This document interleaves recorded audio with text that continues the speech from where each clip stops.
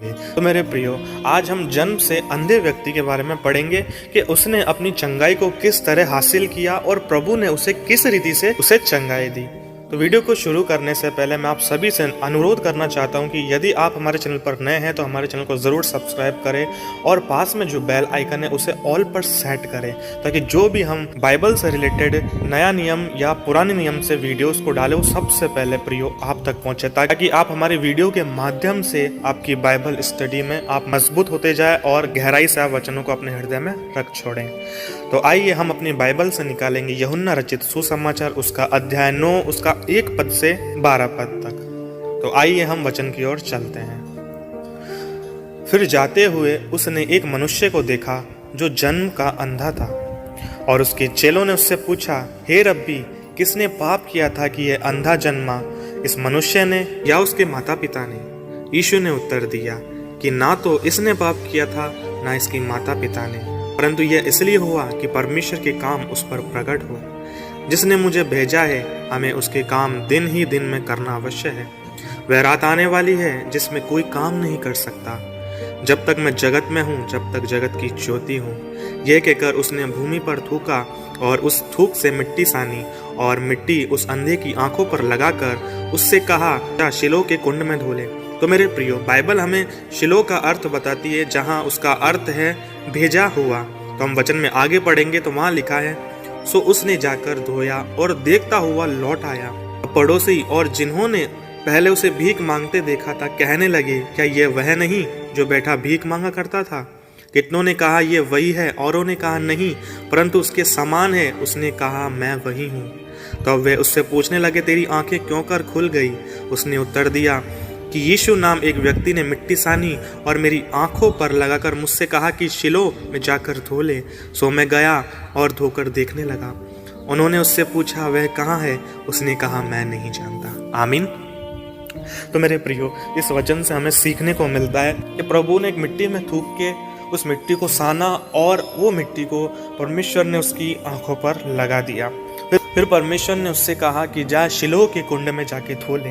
मेरे प्रियो, हमारे जीवन में भी ऐसा मोड़ कभी आता है कि परमेश्वर हमारे मन में अगुवाई करते कि हमें ये करना है, ये नहीं करना, ये करना है, वह नहीं करना, लेकिन हम परमेश्वर की आज्ञा को नहीं मानते, परमेश्वर की कहे हुई बातों को हम नहीं मानते।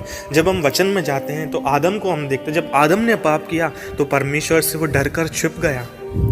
परमेश्वर जब अदन की वाटिका में आया तो वो छुप गया। हमारे जीवन में भी ऐसा होता है कि हम परमेश्वर से छिप जाते हैं, हम परमेश्वर की आज्ञा को नहीं मानते, और जब हम आज्ञा को नहीं मानते उस जगह पाप आ जाता है, क्योंकि आज्ञाकारिता को तोड़ना ही पाप है। तो हमारे जीवन में परमेश्वर जब हमें अगुवाई करते हैं, हम वो काम नहीं करते और अपनी इच्छा से करने लग जाते हैं, जिससे हम हमारे जीवन में आशीष को नहीं पाते, हम हमारे जीवन में चंगाई को नहीं पाते, हम हमारे जीवन में छुटकारे को नहीं पाते, हम हमारे जीवन में दुष्ट आत्माओं से छुटकारा नहीं पाते, हम हमारे जीवन में श्रापों से आज़ादी नहीं पाते, क्योंकि हमने परमेश्वर की कही हुई बात को नहीं माना। परमेश्वर कहना कुछ और चाहते हैं, परमेश्वर हमें किसी और रास्ते पर ले जाना चाहते हैं, लेकिन हम अपनी मर्जी से किसी और रास्ते पर जाते तो परमेश्वर उस जगह हमें आशीष नहीं देते, क्योंकि परमेश्वर की हमने आज्ञा को तोड़ा है। इस व्यक्ति से हमें सीखने को मिलता है, ये तो जन्म से अंधा था, इसने कभी परमेश्वर को नहीं देखा था और ना ही यीशु मसीह को देखा था, लेकिन फिर भी जब यीशु मसीह ने कहा कि शिलो के कुंड में जा धो ले, उसने सवाल जवाब नहीं किया, प्रभु कि मैं क्यों धोऊं, क्यों कर धोऊं, इससे क्या होगा, क्या नहीं होगा। उसने परमेश्वर की बात मानी और सीधा शिलो के कुंड में अपनी आंखों को धोने चले गया, और जैसे ही उसने धोया, बाइबल सिखाती है, उसी समय देखने लगा।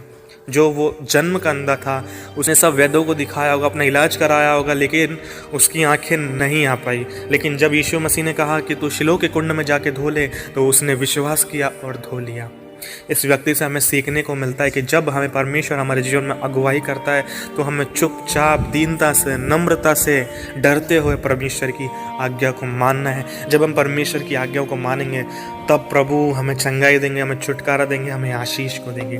तो मेरे प्रियो, इस वचन से मैं आपको यही समझाना चाहता हूँ, यही बताना चाहता हूँ कि जब परमेश्वर आपको किसी चीज़ के लिए अगुवाई करे, प्रभु आपको बोले ये काम करना, ये काम नहीं करना, तो परमेश्वर की आपको बातों को सुनना है, परमेश्वर की आज्ञा को मानना है। परमेश्वर से आपको कोई सवाल जवाब नहीं करना, क्योंकि परमेश्वर का वचन सिखाता है कि यहोवा की योजना हानि की नहीं वरन लाभ ही की होती है। तो मेरे प्रियो, इस वचन से आप सभी को परमेश्वर बहुत आशीष दे, और इस वचन वचन से आप ज़रूर सीखें कि जिस तरह उस जन्म के अंधे ने परमेश्वर की आज्ञा का पालन किया, उसी रूप आप भी परमेश्वर की हर कही हुई बात का पालन करें और परमेश्वर के बड़े काम को अपने जीवन में देखें। मैं उम्मीद करता हूँ मेरे प्रियो इस वचन से आप काफ़ी ज़्यादा सीखे होंगे और अपने आप को आप काफ़ी ज़्यादा बदलने की कोशिश करेंगे और परमेश्वर की आप हर एक आज्ञाओं को मानेंगे।